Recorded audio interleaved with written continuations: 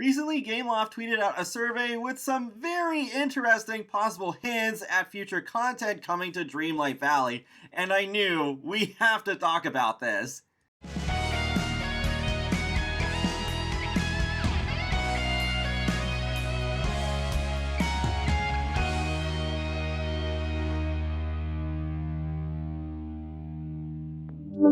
Hey folks, how's it going? This is Iron Seagull here, back with another video on Disney Dreamlight Valley. So I hope you're all enjoying the new updates so far. I know I am. I think I've actually streamed more on my Twitch channel recently than I have since probably the beginning of Animal Crossing New Horizons, which is saying a lot.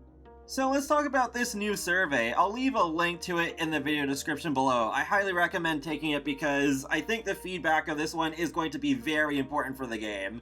So after asking some pretty basic questions about who you are, where you're from, and how you purchased the game, we have this question where among the reasons listed below, which motivate you to play Disney Dreamlight Valley? I suppose technically all of these motivate me to play the game, but since they say to choose only up to 5, I chose my top 5. Excitement for meeting some of my favorite Disney and Pixar characters, fantasy of living amongst these characters, story, relaxation, and design, because yeah, I definitely like the design aspect of this game. I definitely need to do another Valley tour soon, because I haven't done that in quite a while. But this next question, though, is already when things start to get interesting.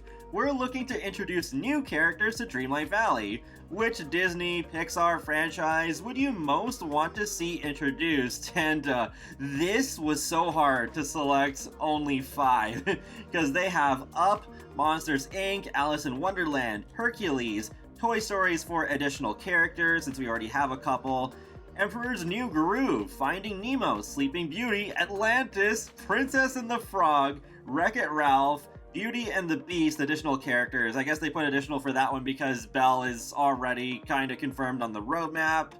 Other, which I did put a couple in there, Mickey and Friends additional characters, Nightmare Before Christmas, Aladdin, The Incredibles, 101 Dalmatians, Tangled, Winnie the Pooh, Peter Pan, Cinderella, Pirates of the Caribbean, and Mulan. I'm a little surprised to see some franchises that already have characters that have been seen in trailers but haven't been released yet. Like we've seen Sully from Monsters Inc. and Rapunzel from Tangled, and both Ralph and Vanellope from Wreck-It Ralph. Vanellope might even have a chance at being in the next update. But maybe it'll help decide the order in which we get some of these characters depending on interest, but quite a few that haven't been seen in any very substantial way, at least in the game yet. I also find Pirates of the Caribbean to be an interesting thing on this list because so far we've only got characters that have originated in animation. But we also do have a motif of a light cycle from Tron, so that also seems to be a hint that we might be getting some live action characters translated into animation. That did happen with both of those franchises in Disney Infinity, so it's not too far-fetched. So yeah, some tough choices made for this section, but I decided to go with the ones that I like, but I felt their chances weren't all that high at this point. So I went with Emperor's New Groove, because, yeah, that would be awesome to have characters from that movie. Atlantis, of course, I have gone on many times about how I love characters from that movie, and I think having them already being one of the pre-made choices is a good sign, alongside some of the Atlantean lore that kind of shows up with the text and all that. Princess and the Frog was another one I definitely have to vouch for because I'm a huge advocate for that one. I really would love to see Princess Tiana, Prince Naveen, and Dr. Facilier all in my Glade of Trust. Feels like that biome was made for them. And then Other, I put Treasure Planet in all caps because I am especially worried about the chances of characters from that movie. And Big Hero 6. I was really tempted to check off Winnie the Pooh, but since Winnie the Pooh's already there, I'm like, okay, maybe there is still a bit of a higher chance we'll get Winnie the Pooh characters over Big Hero 6. So I was like, alright, I'll put that as another choice under Other. It does hurt a little not checking off my favorite Disney princess, Mulan, but I think her chances are pretty good already because she is pretty popular, and Mushu's kanji is a recipe in the game, so I think her and Mushu are going to be put in the game at some point. Next, they focus on questions relating to the star paths, so they ask which seasons you've participated in so far. In my case, it's been all of them. And how often do you actively try to advance/complete the star path? So every time I play, it's a main priority for me. Most times that I play, once in a while, and never. I put most times that I play, because I don't always do the star path tasks. I like doing some other stuff too before that, but yeah, that's basically my answer. Then I was asked, what are the main reasons you do not try to advance or complete the star path seasons? With time, I do not have time to commit to playing the star path. Objectives, or you prefer to play other aspects of the game. Rewards, the rewards are not interesting to me. And difficulty. I chose rewards because it's like, that's pretty much why I don't always focus on the star paths immediately when they come out, because I feel like the rewards, especially last season, weren't really like all that interesting, though I think the current one is better. Next are a few questions where you adjust a slider for how applicable the answer is to you, basically. So you have, like, on the left side of number 11, I need a lot more time to complete each star path before the season ends, or I'm able to complete each star path with plenty of time to spare before the season ends. So yeah, I did lean a little bit more towards that one. And then with the next one, the star path duties are very difficult to complete, or the star path duties are not difficult at all to complete. And the star path rewards are very unappealing to the star path rewards are very appealing. Then we have, which types of rewards have you desired the most in the past/current star paths? Select up to 3 options: animal companions, indoor furniture, motifs, exercise equipment, makeup, avatar clothing, outdoor furniture, moonstones, dream styles, as in Disney and Pixar character outfits, or have not desired any of the star path rewards. So I went with animal companions, avatar clothing, and dream styles. I especially wish we got more dream styles, because it seems like we are only getting 2 every update, just like how we only get 2 full characters per update now. Then they ask you to choose which ones you've desired the least, and I just put motifs and makeup. The next question is, what kind of rewards would you like to see more of in the star path? With up to 5 options. So there's avatar hairstyles, makeup, moonstones, animal companions, exterior furniture, house skins, avatar clothing, interior furniture, dream styles for Disney and Pixar characters, motifs, and other.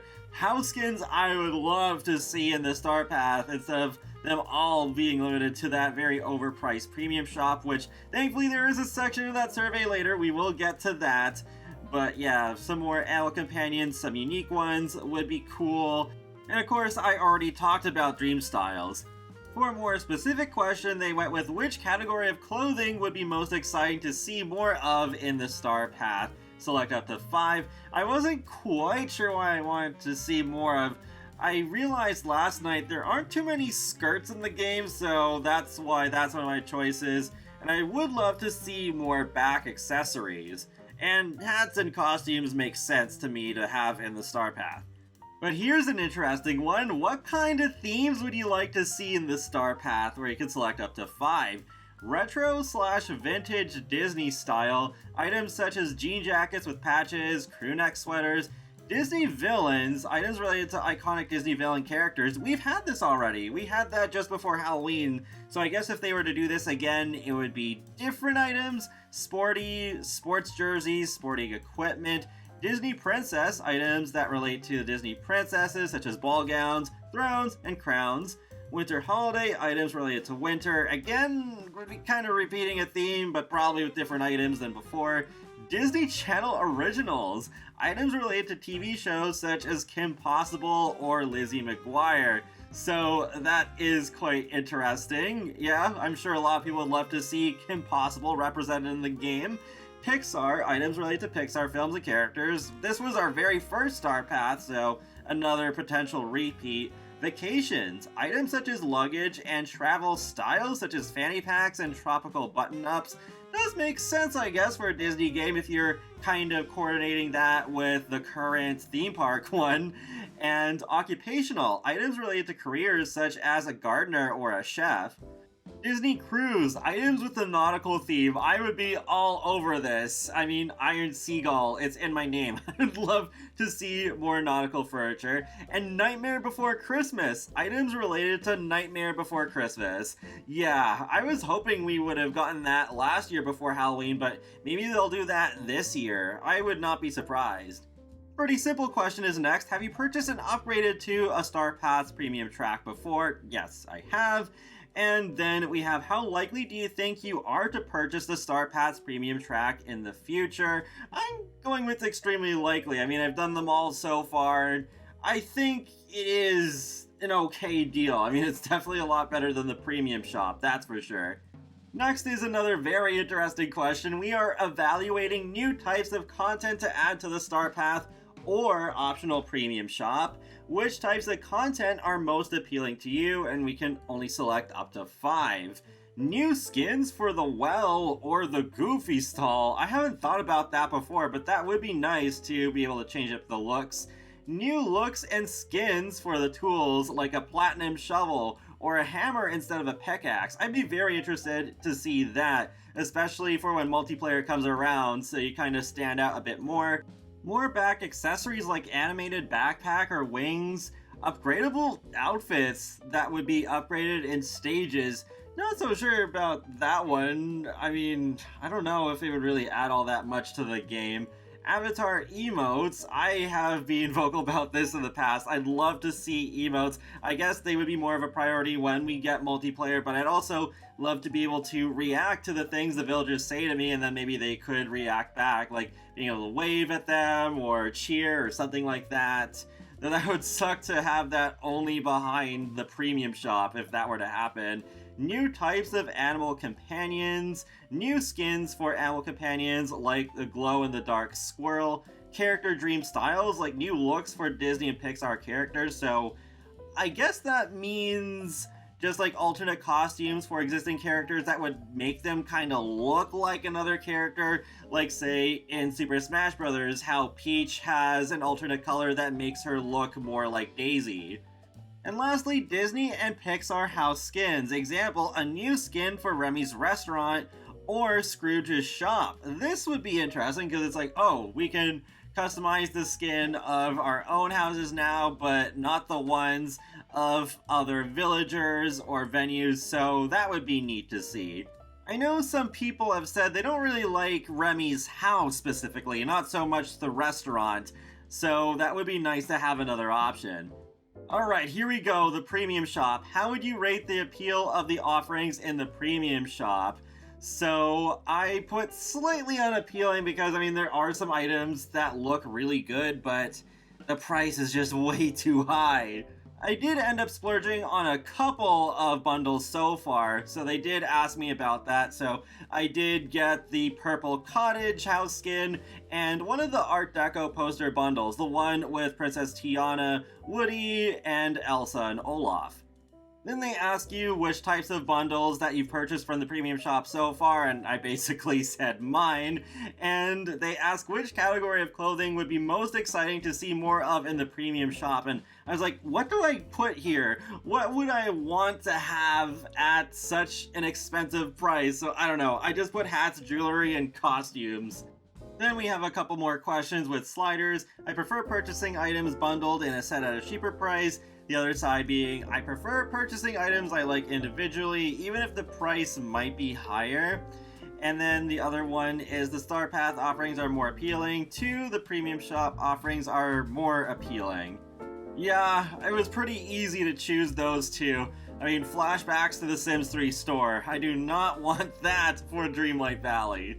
Then they give you an opportunity to just type in a box to give more feedback. I couldn't fit the whole thing into this video, unfortunately, but I basically said the premium shop is too expensive for the amount of items that you get, and that it should not cost more to have more colors for an item like a shirt. Like, for example, I remember there was a really cute beachy top that was in one of the bundles, but it only comes in white. And I was like, oh, I would probably use it more in other colors if they had that. I'm not asking for elaborate patterns, just plain more colors that would probably take like 5 minutes to make. One other thing I wish I had thought of putting in this section, so hopefully someone from Gameloft is watching this, is some of the items I think should also be compatible with the Touch of Magic tool, so that would also make the value a little bit better. They'd probably only be able to do it for the more plainer items like that beachy top I just mentioned. After that, they ask a few more random questions like what game genres you enjoy playing, and which of these listed series that you've played in the last year for at least a total of 10 hours, and what kinds of in-game purchases you've made with games in the past year, and which of the following video game subscription services do you currently use. But at the end, they ask if you'd be interested in participating in focus groups to talk about your experience with Dreamlight Valley and the future direction of the game. I chose yes, though to be honest, now I'm not sure if I would be eligible for this since I am in the Dreamlight Creator Program. But if you do want to be part of it, the last question is them simply asking for your email address so that they can contact us, though it's not guaranteed that will happen because there are limited spots. And that is it for the survey, so quite a bit to talk about there. A few things I am a little worried about, like how much more are they going to try and gouge us with that premium shop, but some really interesting ideas, and I'm pretty happy with some of the character options that have already appeared in that survey. It's going to be interesting to see how this survey may impact the future of the game, because it reminds me of some past surveys we had with The Sims 4 a few years ago, and then already a few months later we started seeing a few of those ideas become a reality, especially the Snowy Escape expansion pack. That's pretty much all I have to say for now, so feel free to let me know your thoughts on this survey in the comment section below, and be sure to subscribe if you'd like to keep up with my latest gaming content. I will talk to you all later, and have a great day. Thanks for watching!